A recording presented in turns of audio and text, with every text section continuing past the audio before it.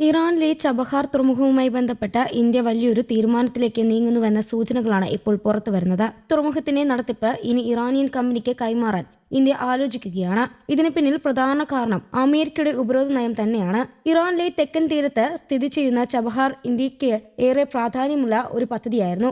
കഴിഞ്ഞ നിരവധി വർഷങ്ങളായി ഇന്ത്യ ഈ തുറമുഖത്തിന്റെ വികസനത്തിൽ പങ്കാളിയാണ്. എന്നാൽ ഇപ്പോഴത്തെ സാഹചര്യത്തിൽ ഈ പദ്ധതിയുടെ ഭാവി അനിശ്ചിതത്വത്തിലായിരിക്കുകയാണ്. അമേരിക്ക ഇറാനെതിരെ ഏർപ്പെടുത്തിയ ഉപരോധങ്ങൾ വീണ്ടും കടുപ്പിച്ചതോടെ ചബഹാർ തുറമുഖത്തിന്റെ പ്രവർത്തനം തന്നെ ബുദ്ധിമുട്ടിലായി. മുമ്പ് ചില ഇളവുകൾ നൽകിയിരുന്നുവെങ്കിലും അടുത്തിടെ ആ ഇളവുകൾ അവസാനിച്ചു. ഈ ഇളവ് നീട്ടുമെന്ന പ്രതീക്ഷ ഇന്ത്യക്കുണ്ടായിരുന്നു. അതിനായി ഇന്ത്യ അമേരിക്കയുമായി ചർച്ചകളും നടത്തി. എന്നാൽ അനുകൂലമായ തീരുമാനം ലഭിച്ചില്ല എന്നാണ് സൂചന. ഈ വിഷയത്തിൽ ഇന്ത്യയുടെ നിലപാട് വളരെ ശ്രദ്ധാപൂർവമാണ്. ഒരു വശത്ത് ഇറാനുമായുള്ള ബന്ധം നിലനിർത്തണം, മറുവശത്ത് അമേരിക്കയുമായുള്ള ബന്ധവും ദോഷകരമാക്കരുത്. ഈ രണ്ടിനും ഇടയിൽ സമുതുലനം പാലിക്കുകയാണ് ഇന്ത്യയുടെ ശ്രമം. ഇന്ത്യയുടെ വിദേശകാര്യ മന്ത്രാലയ വക്താവായ രൺധീർ ജയ്സ്വാൾ കഴിഞ്ഞ ദിവസം പ്രതികരിച്ചത് ഇറാനും അമേരിക്കയും തമ്മിൽ ഇപ്പോഴും ചർച്ചകൾ തുടരുന്നുണ്ടെന്നാണ്.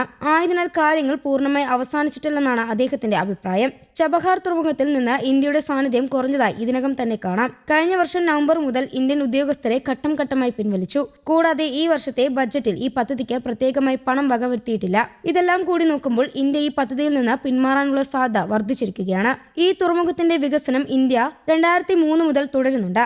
ഇന്ത്യയുടെ ദീർഘകാല തന്ത്രപരമായ പദ്ധതികളിൽ ഒന്നായിരുന്നു ഇത്. പ്രത്യേകിച്ച് പാകിസ്ഥാനെ ആശ്രയിക്കാതെ മധ്യേഷ്യയിൽ രാജ്യങ്ങളിലേക്ക് വ്യാപാരം നടത്താൻ ഇത് വലിയൊരു അവസരമായിരുന്നു. പാകിസ്ഥാൻ വഴിയുള്ള ഗതാഗത പ്രശ്നങ്ങൾ ഒഴിവാക്കാൻ ചബഹാർ തുറമുഖം ഇന്ത്യയ്ക്ക് സഹായമായിരുന്നു. ഇറാൻ വഴി അഫ്ഗാനിസ്ഥാൻ, ഉസ്ബെക്കിസ്ഥാൻ, കസ്കസ്ഥാൻ എന്നിവിടങ്ങളിലേക്ക് എളുപ്പത്തിൽ വ്യാപാരം നടത്താനാകുമെന്നായിരുന്നു ഈ പദ്ധതിയുടെ പ്രധാന ഗുണം. 2018 അമേരിക്ക ഇറാനെതിരെ കടുത്ത ഉപരോധം ഏർപ്പെടുത്തിയപ്പോൾ ചബഹാർ തുറമുഖത്തെ ഒഴിവാക്കിയിരുന്നു. കാരണം ഇത് അഫ്ഗാനിസ്ഥാന്റെ വികസനത്തിനും വ്യാപാരത്തിനും സഹായകമായ ഒരു പദ്ധതിയായിരുന്നു. എന്നാൽ പിന്നീട് നിലപാട് മാറി. കഴിഞ്ഞ വർഷം വീണ്ടും ഉപരോധം ശക്തമായപ്പോൾ ചബഹാറിനും ബാധകമായി. എന്നിരുന്നാലും 2026 ഏപ്രിൽ 26 വരെ ചില ഇളവുകൾ അനുവദിച്ചിരുന്നു. ഇന്ത്യ ഇതിനകം തന്നെ ഈ പദ്ധതിയിൽ വലിയ തുക നിക്ഷേപിച്ചിട്ടുണ്ട്. ഏകദേശം $12 കോടി ചെലവിട്ടത്. എന്നാൽ ഇപ്പോഴത്തെ സാഹചര്യത്തിൽ ഈ നിക്ഷേപത്തിന്റെ ഭാവിയും സംശയത്തിലായിരിക്കുകയാണ്.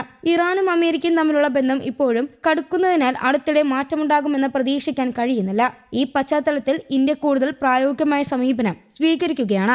അതായത് തുറമുഖത്തിന്റെ നിയന്ത്രണം ഇറാനിയൻ കമ്പനിക്ക് കൈമാറി ഇന്ത്യക്കുണ്ടാകുന്ന സാമ്പത്തികവും രാഷ്ട്രീയമായ സമ്മർദ്ദം കുറയ്ക്കുക.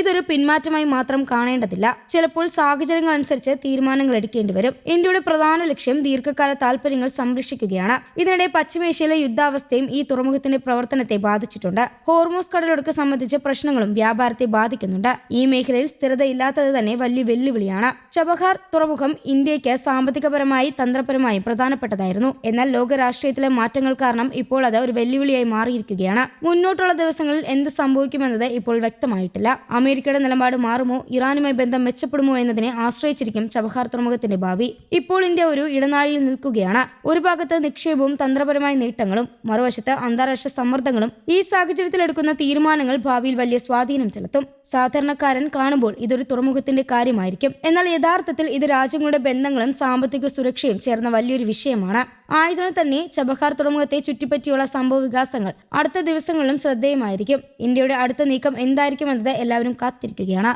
News desk Kerala Kaumudi.